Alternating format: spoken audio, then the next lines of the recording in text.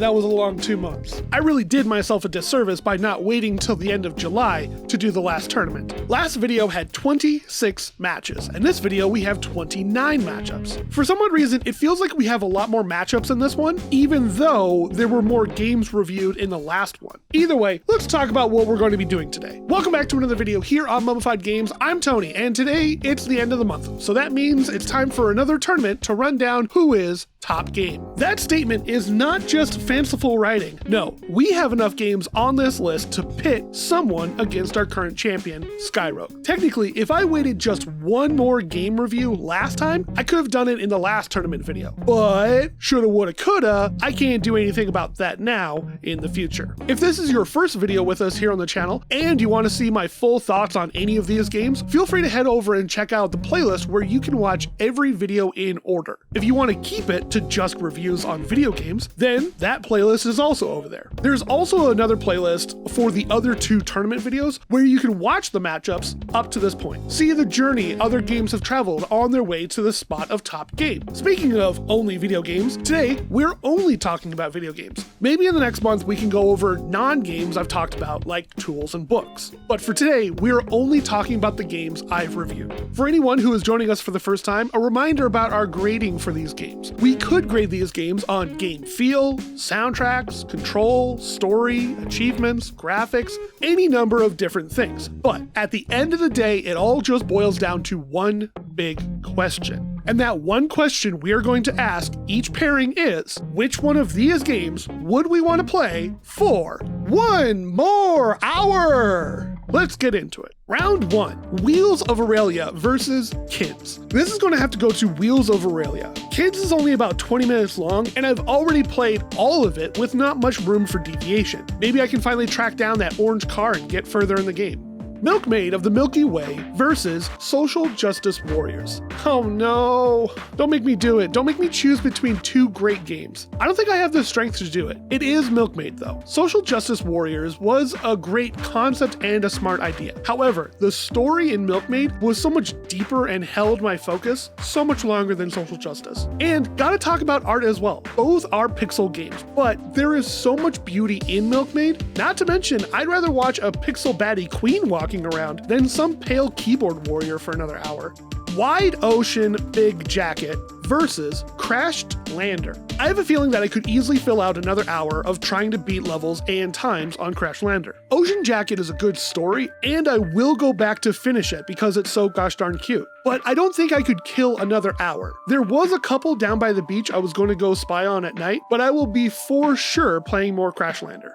A Keisho House in the Countryside versus Chess Mix. A game that took me 30 minutes to beat versus a game that breaks after 30 minutes of play. I think I'd rather run through Keisho twice and win over hitting a brick wall and needing to quit. Saving You From Yourself versus Zepton. I am absolutely sure I've seen everything to do in saving. I don't know if I really want to go back to saving. Zepton wasn't a great experience, but maybe I could get super competitive and really fight to get a high score. If Not Us versus Loot Rascals. If Not Us, I could probably diagnose and put the effort into hunting down what it all means. Loot Rascals is so much easier to get into and just pick up and play. It's no contest. Golf Peaks versus The Space Between. Golf Peaks didn't take an hour to say what could have been said in 15 minutes. Should be a no surprise that I'm going with Golf Peaks. Stealth Fishing versus Compel. Both of these games are only good for about 15 minutes of play. I think having to play either for an hour would be a bit of a nightmare. The game rounds are so quick and fast that having to do it over and over and over again would be like pulling teeth. The lesser of two evils, so to speak, would probably be Stealth Fishing. I started to notice that Compel only had about 5 level variations, but I don't see Stealth Fishing going much farther than round 2. American Election versus Bunny Hill Horror. I went back and looked at the tags for Bunny Hill Horror, and it talks about zombies being a part of the story, so that's a bit of an intriguing point to come across. Beans. After I spent so much time talking down to the character I play, why would I ever want to go back to Bunny Hill? Fine, I'll say it. I want to know what's going on in Bunny Hill. Bird Bakery versus Micro Mages. It's Micro Mages. Bird Bakery isn't really even a game. Should it be on this list? I'll make sure to add it to the tool list as well. Dungeons and Lesbians versus Line. I will be shocked if a visual novel ever makes it out of round 1. Let me double check. Extreme Meat Punks Forever had large chunks of dialogue, but it also had actual gameplay between them. Same with Wheels of Aurelia. Oh, and Bunny Hill Horror only counts because it was up against another virtual novel. Line obviously takes this one. Life, the Game of Chance versus Petty Puny Planet. Both are incredibly short, and both are also about finding that little missing thing that you might not have seen yet. It's so weird how similar these two games are in their playstyle. I think I'm gonna have to give it to PPP simply because it doesn't have a nothing matters vibe about it. Night in the Storm versus Plant Daddy. I know that I gave Night in the Storm big ups for how cute that bird was, but it's so short, I already have played it 4 times, and I can't gain anything else from it. While Plant Daddy has a little bit more for me to finish, even after playing it for most of the night when I was working on Web Games number 4. Pumpkin versus Nuclear Throne. Nuclear Throne for sure. Listen, I liked playing Pumpkin, but Nuclear Throne had so much more to give. I'm sorry, Pumpkin, but you're just not boyfriend material. Round 2, Mobius versus Wheels of Aurelia. Mobius is a bit difficult to play and fish around to get the right angle, along with the frustrations of straight up platform struggles. Wheels definitely takes this one. Milkmaid of the Milky Way versus Crashed Lander. Crashed Lander is great and super fun to just drop in and start ripping around the track, but I need to know how the story ends in Milkmaid. A Kishoyu Tenketsu in the countryside versus Zepton. I think Kisho takes it again. It's not about the length of the gameplay, more like what's going to be more frustrating, playing a game that I've already seen everything in, or playing a game that lasts no more than 5 minutes, and I would be forced to replay maybe the same game 30 to 60 times in that hour. No thanks. I'll play the little adventure game that could. Loot Rascals versus Golf Peaks. Golf Peaks is a great filler, but I don't know if I could play it for another hour. It's a great pick up and play for a little bit, but Loot Rascals is for sure a game I can unload another hour into. Stealth Fishing versus Bunny Hill Horror. Bunny Hill Horror just got lucky and was paired up with a basic arcade game. It's not like I like playing it or anything. Baka. Micro Mages versus Line. As much as I love a good puzzle game, I think the charm of this retro platformer is too great to be beaten like this. Micro Mages takes it for sure. Petty Puny Planet versus Plant Daddy. Plant Daddy, you see Bitcoin Miner? This could be you, but nah, you chose to be boring and sucky. But yeah, Plant Daddy takes it for sure. Round 3. Forget the Breaks versus Wheels of Aurelia. Forget the Breaks is a great game and has some great action. Can I play it for another hour though? Thinking it over for a bit, it's a game that would get real dry real quick. I think it would be over in about 30 minutes. If I had to go for the full hour, I would be begging for it to end. Milkmaid of the Milky Way versus a Kishoyu Tenketsu in the countryside. I feel bad for the web games because they're never going to be able to stand up against a full desktop game with real controls, a deeper story, and an all-around better experience. Milkmaid to the moon! Loot Rascals versus Bunny Hill Horror. Haha, see? I knew it would eventually get to a point where Bunny Hill Horror would have a real challenge. Loot Rascals is fun and technical. It's got a great story that is upfront and worthwhile to see where it's going. Fun looking characters and not just pictures of the developers. Okay, so stepping out of the bit for a second, I did think about throwing this and writing in some joke about where I confess my true feelings for Bunny Hill Horror. I think I've been watching too much Toradora. I need to lay off the tsundere love stories. Micro Mages versus Plant Daddy. Oh, well, our time had to come to an end, Plant Daddy. You were a good game, just not better than Micro Mages. Round 4. 2064 Read-Only Memories versus Wheels of Aurelia. Okay, so Aurelia finally hits a stop on the road to the top. Read-Only Memories is a lot more fun to play. The characters feel more real and easier to get into. Definitely want to spend another hour on ROM. Milkmaid of the Milky Way versus Loot Rascals. Oh no, they're both about space and stuff. Pixel Milkmaid is kinda hot. I didn't say it in the review, but some of the animations they gave her were... But I also want to know what happens after she's put in that machine. Round 5. Celeste versus 2064 read-only memories. I have to cast my mind back and ask myself, okay, what was it like playing Celeste and what was it like playing ROM? These two games are both very funny. That can be said about any game that makes it past round 2 or 3. But now is the issue of games that I liked and maybe even loved. A challenging platformer or a well-written story. Well, I mean, both of them are well written. From what I remember, Celeste was starting to feel a bit hard, while ROM felt like it was just getting started, being able to keep going and learning more about the story, and seeing the world build more and more. I'm going to have to go with read-only memories. Alright, here comes the fun part. Round 6!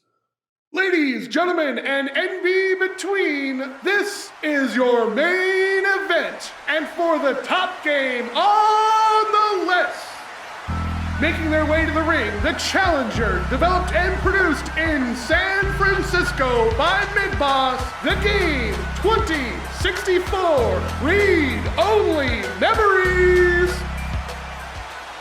And your champion, the top game on the list with a reign of 419 days, developed by Fractal Phase, the game Sky Rogue.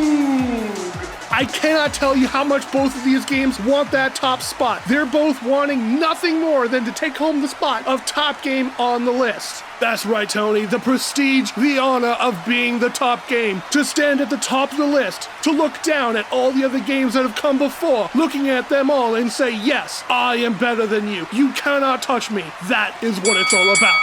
That's the bell. We see these two games facing off. They are not going to give up an inch. Let's talk about the key differences about what these two games are and what make them both unique. Well, Sky Rogue has been on the top for so long, just simply because it's too much fun to play. Think about all the games that this game had to beat to be on top. Beacon, good story mechanic, but still repetitive. Sky was a better roguelike in that exchange. Gladabots, great AI game, but Sky was able to get in, be more nimble of a game compared to Gladabots. Midboss, 2D sprites in a 3D tactics game cannot stand up to 3D flight simulation. Leanna's Inception, a clone comparing itself to a genuine game standing on its own? No way. And then finally, using simplistic design and clear points of failure when the player messes up and gets the game over. That gives the edge over Overland. There's no doubting Sky's history of victories, but let's not forget about ROM has had just many fights to get to this point. Fugue and Void, Beglitch, Anodyne, another Zelda clone that was hailed as being better than Leanne's Inception, Wheels of Aurelia, and then a huge win for ROM beating Celeste, a game that has had an average of 91 points on Metacritic over PC, PlayStation 4, Nintendo Switch, and Xbox. That was no hard fight for ROM in order to get to this match right here. They're both games that have shown their strengths and have shown how entertaining they are. Let's not forget that this is a competition to see who gets to be played one more hour.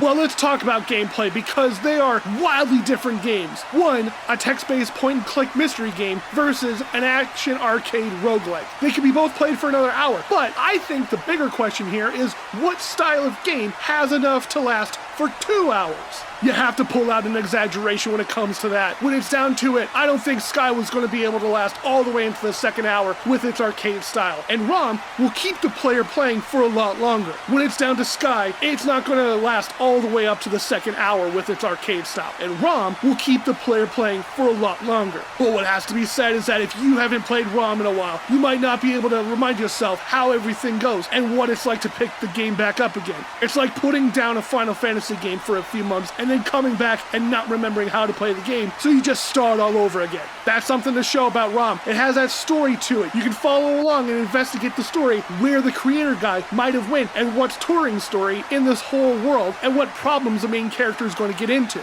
That's both an advantage over the arcade game and a weakness to its ability to pick it back up. Oh, coming in with the controls and ease of play from Sky Rogue, being able to be both a keyboard and 3D controller game. Oh, but ROM coming back with simple point-and-click controls of its own. They're fighting neck and neck in this one. Tony, I cannot tell you where this match is going to go. Oh, ROM just hit Sky with the charming story. Sky is laid out on the mat. Oh no, what's ROM doing? They should be going for the pin. Instead, they're headed to the top rope. Is this what it's going to be? Full voice acting. ROM has hit Sky with the finisher. Full voice acting is going for the pin. 28 64 does it! Read-only memories is the top spot in the tournament! We have a new top game! New top game! I cannot believe it! Read-only memories has defeated Sky Rogue and top game on the list! You know what this means. Now that you're the top game, you have to stay on top. And what we know for sure is there are a lot more games coming up behind ROM that are going to be fighting for this spot and a chance to hold the title of top game. All that there's left to say is thank you for watching. Thank you, Tony, for putting on a silly voice. Thank you, Tony, for your normal voice and coming up with this silly idea. I don't know if it's still going to be funny. Next time, we have to crown a top game. Who's to say, Tony? I want to again thank everyone who's here with us and those of you who are watching at home. Remember, as always, to do the YouTube dance. Like, sub, hit the bell, comment your thoughts, share, and tell someone new about these videos. It all helps a lot. And as always, friends, keep digging. We'll make it out sometime. See you in the next one. We have a new champ!